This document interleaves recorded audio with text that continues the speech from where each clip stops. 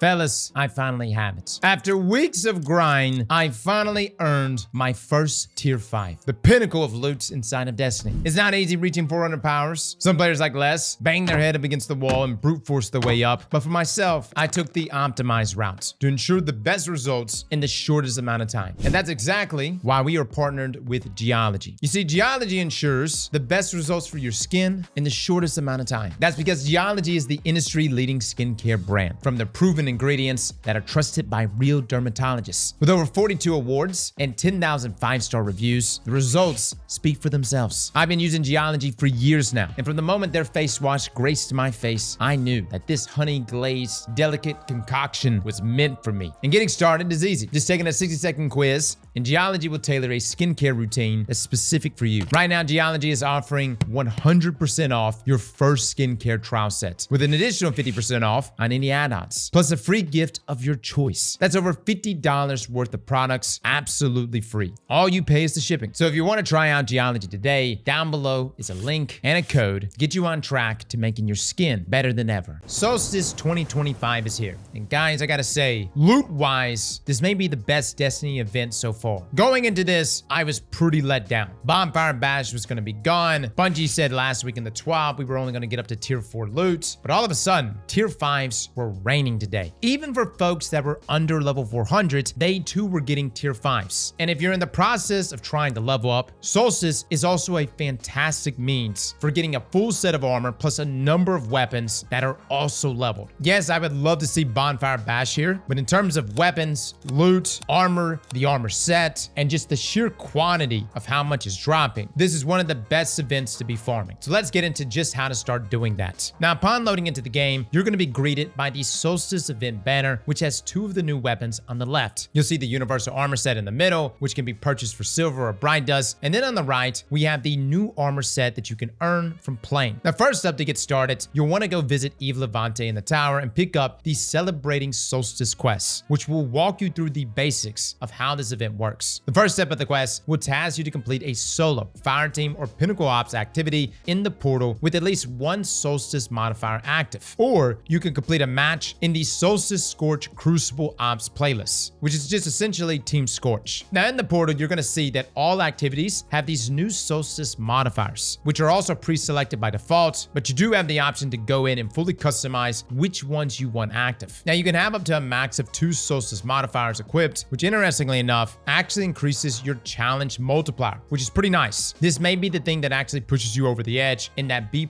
modifier A range, and despite it increasing the challenge multiplier, it actually helps you. So 1000%, it's worth keeping on, guys. Selecting which modifiers you want to use depending on your build. You've got Fire Sprite Fancy, where picking up a Fire Sprite creates this solar area around you, scorching nearby combatants. Collecting additional Fire Sprites increases the area affected. We've got Dreaming Brighter, Solstice Weapons with the Dream Work Origin trait, deal increased damage. Class Healing, which states that you heal yourself when using your class ability, essentially classy restoration from back in the day. You've got Fired Up, where dealing damage and final blows from solar sources raises a heat meter. Once full, your weapons will cause solar explosions. You've got Igniter, where precision hits against scorched combatants cause ignitions. Radiant Joy, which states that while radiant, final blows spawn fire sprites. Collecting fire sprites will cure you. And you can see how this like loops in with both your artifact mods and with some of the other modifiers present here. You've got Solar Slide, which states that sliding after sprinting for a short time creates a scorching solar wave, and then Solar Storms, which state that solar fireballs occasionally spawn when defeating combatants. Solar fireballs rain down death and destruction while advancing towards you. Now, after completing your first activity, whatever that may be, you'll then need to claim your first event rank reward from the Solstice event home, which is this Flutter by Holochip. Now, while we're here, the event home is pretty much identical to Arms Week and Heavy Metal. Your first page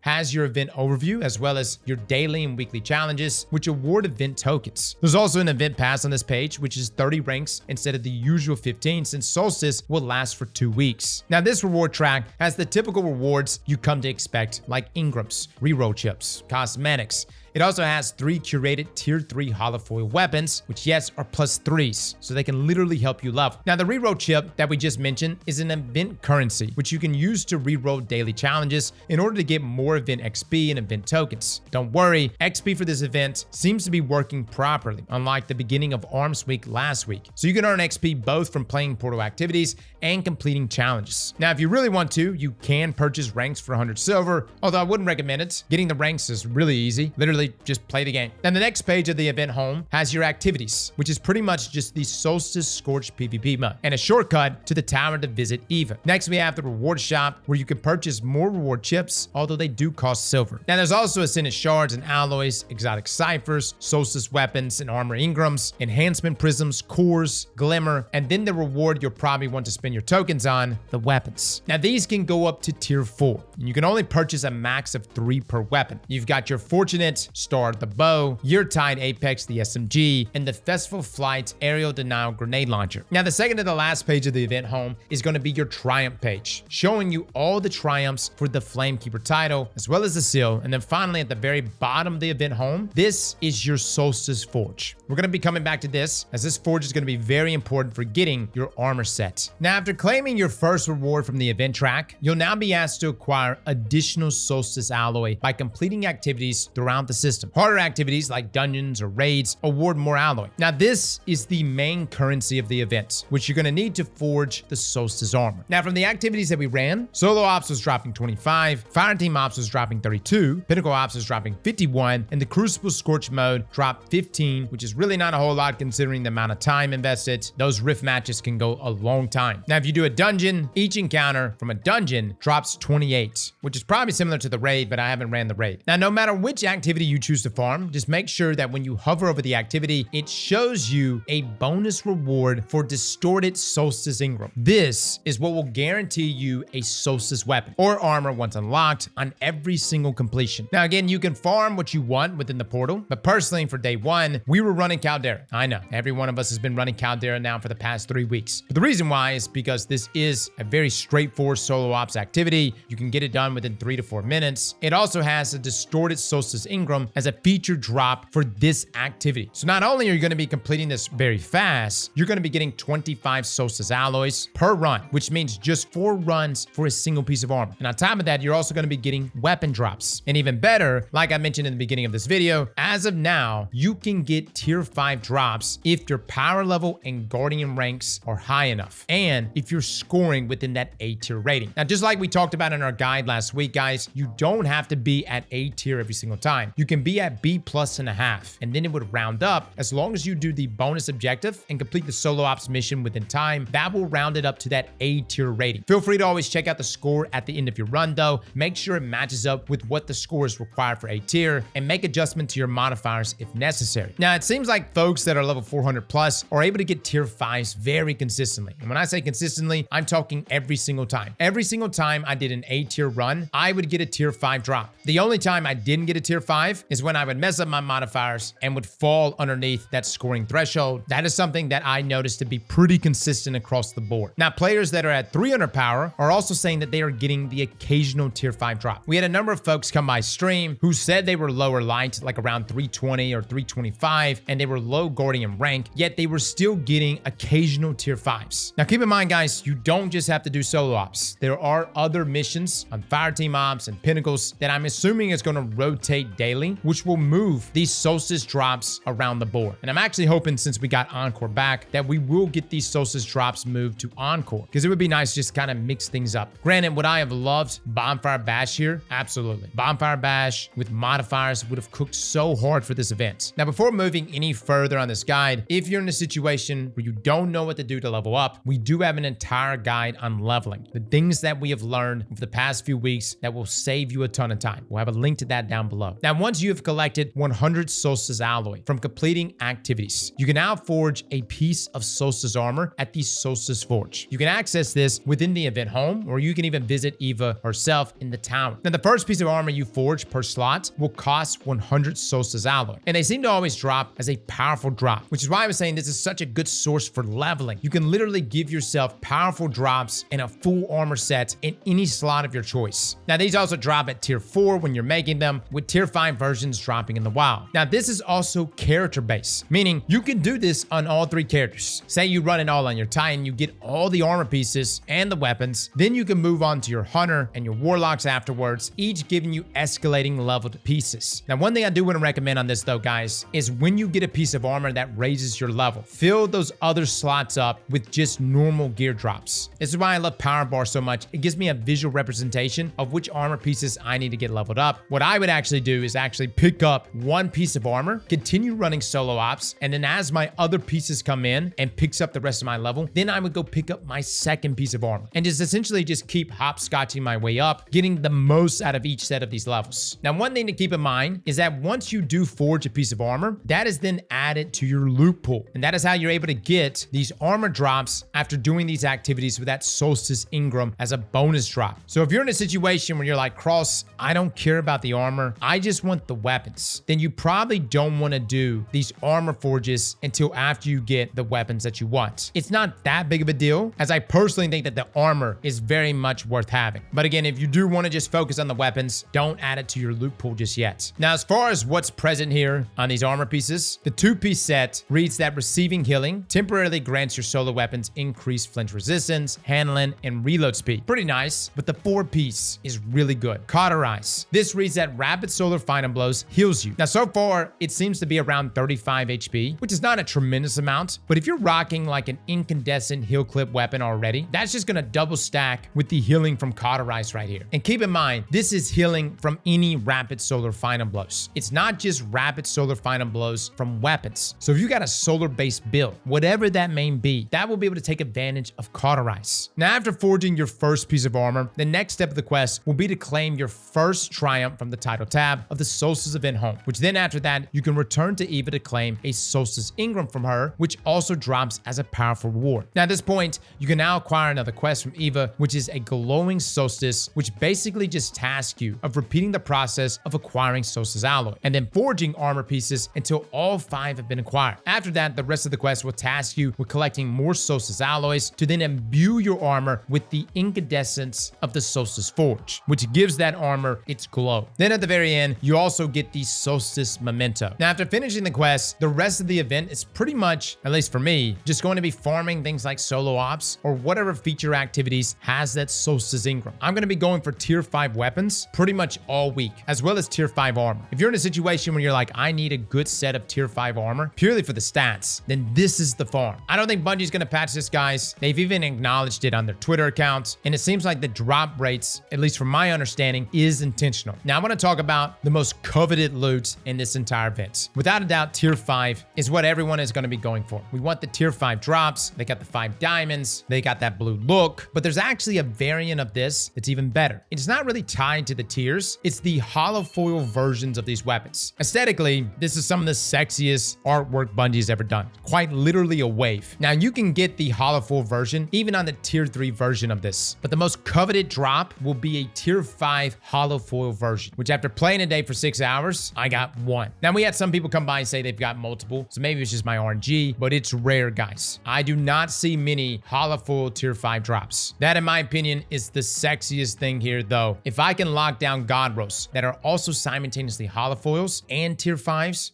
that's the one, man. That's what we want. Now, as far as drip goes, there is a lot of things you can get from the Eververse store. A lot of these are like your past Solstice gear sets, which yes, are being sold for silver, but they're also being sold for bright dust, 6,000 to be exact. And even the new armor set you can purchase either via silver or bright dust as well. So overall, guys, Solstice this year is actually an event worth doing. No, we didn't get Bonfire Bash, which is unfortunate. I think Bungie could have definitely given us that activity with modifiers, and it would have been a lot of fun to play. The Scorch playlist is not bad, and I think my more casual PvP players will enjoy it. It's like a combination of Scorch cannons and Rift, and the Solstice Ingrams that are dropping, hopefully they're going to be rotating amongst different playlists, just to kind of mix things up as the week goes on. What this event really does bring, though, is a ton of loot. You have the ability to farm this on all 3 characters. You'll be able to jump up levels better than really anything, and I would argue and say, if you can hold off until you're level 400 to start picking up all those armor pieces, that would be even better, because of course that's where things get stupid grinding. Everything is all about prime drops and RNG on top of RNG. At the same time, you don't have to do that. Play the way you want to play, and if you happen to be getting close to that 400 points, just know this is a great means of topping that level off. Jump on all 3 characters. And for the love of God, if you come across a tier 5 holofoil, lock that thing. It's way too rare and it's sexy. Now, as far as God rolls, we're going to be going over all these weapons this week. We'll be breaking them down. They all look pretty good. So be looking out for those. Fellas and ladies, thank you all for coming and watching. And as always, Slap that like button like your mama told you right.